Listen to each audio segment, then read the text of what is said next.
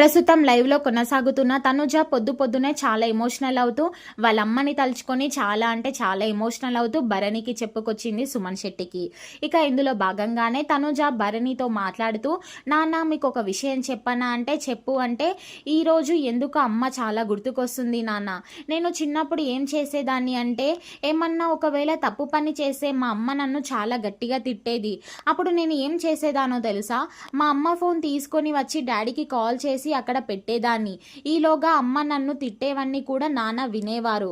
దాంతో నాన్న call cut చేసి మళ్ళీ అమ్మకి కాల్ చేసినప్పటికీ, ఏంటి వాయిస్ మారింది అంటే, నేను నీ కూతుర్ని తిట్టేవి నీకు ఎలా తెలిసిపోతుంది అంటే, ఆడపిల్లల్ని అలా తిట్టకూడదు, ముఖ్యంగా తనుజని అలా తిట్టొద్దు అంటూ డాడీ చెప్పడంతో, అమ్మ మీకేం తెలుసు అంటూ చెప్పుకొచ్చేది.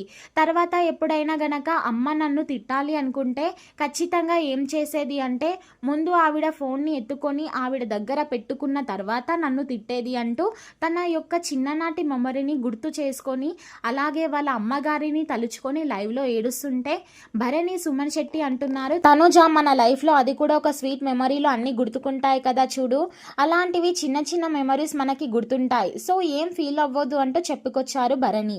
ఇక మహా అయితే 2 వారాలు మాత్రమే, తర్వాత నువ్వు మీ మమ్మీతో హ్యాపీగా ఉండొచ్చు అంటూ చెప్పుకొచ్చాడు. సో ఫైనల్గా తనుజ నార్మల్గానే హౌస్లో కూడా చాలా చిలిపి పనులు చేస్తూ ఉంటుంది. మరి మొత్తానికి మీరేమంటారు అనేది కామెంట్ చేయండి.